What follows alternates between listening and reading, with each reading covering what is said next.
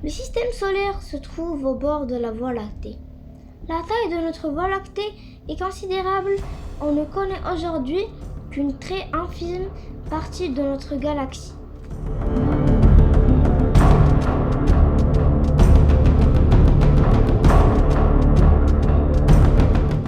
On appelle système solaire l'ensemble des astres soumis au champ de gravitation du Soleil.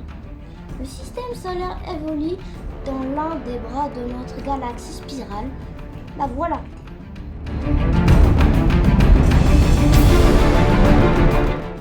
Le système solaire est constitué d'une étoile, de 8 planètes, des satellites, de millions d'astéroïdes, des comètes, des poussières et des gaz interplanétaires.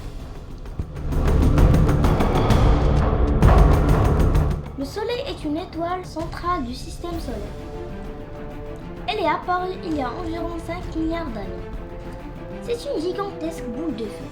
La température au centre du Soleil est environ 14 millions de degrés. Le Soleil émet ce qu'on appelle le rayonnement solaire. Le rayonnement solaire alimente les planètes en énergie. Sans lui, aucune vie ne serait possible. Mercure, la plus petite planète de notre système solaire, est la plus proche du Soleil.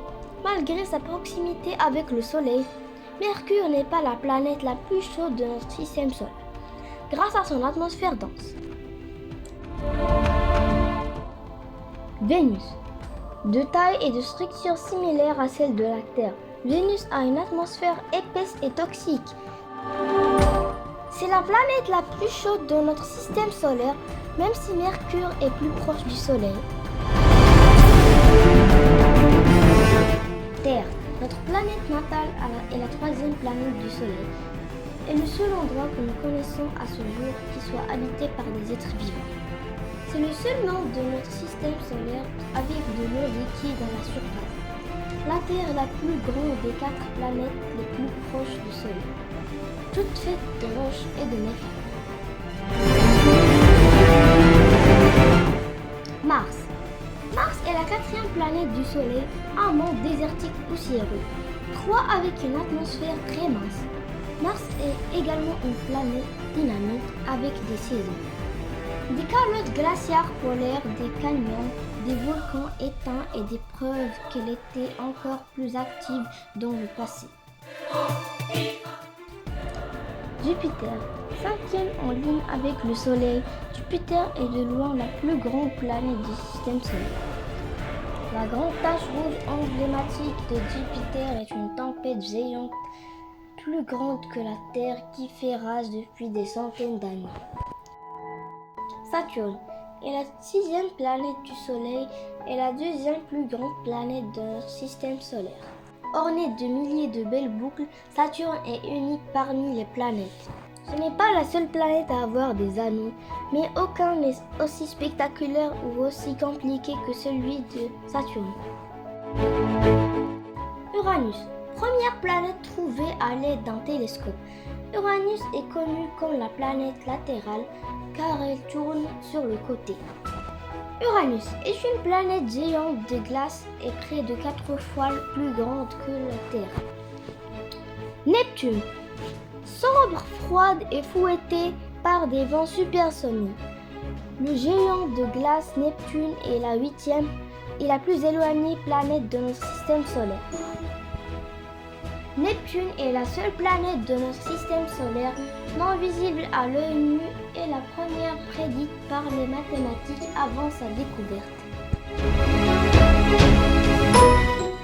L'eau dans la Terre. La Terre est spéciale parce qu'elle a tellement d'eau. C'est dans le sol, formant de grands océans, et dans notre atmosphère. C'est aussi dans les êtres vivants. Notre corps est composé principalement d'eau. L'eau couvre 71% de la surface de la Terre et presque 97% de cette eau est de l'eau salée. Seulement 3% de l'eau sur Terre est de l'eau douce que nous pouvons boire. Et la majeure partie de cette eau douce, 68% est emprisonnée dans les glaces et les glaciers.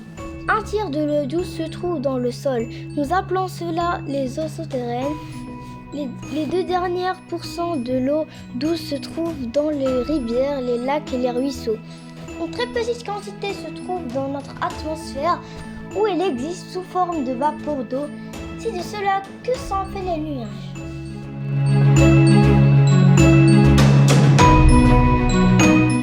L'eau opère un circuit fermé qui est le même depuis des milliards d'années. L'eau des mers s'évapore dans l'atmosphère sous l'effet de la chaleur du soleil. Elle forme ensuite des nuages qui vont se déplacer sous l'impulsion du vent. Aidés par l'effet de gravité, les gouttelettes qui constituent les nuages s'alourdissent et retombent sur le sol sous forme de précipitations. Ces eaux pluviales vont permettre d'alimenter les nappes phréatiques souterraines qui vont recharger les cours d'eau, lesquels se jetteront à leur tour dans la mer. Et ainsi de la mer au ciel, du ciel à la terre, de la terre à la mer, le voyage de l'eau recommence à l'infini.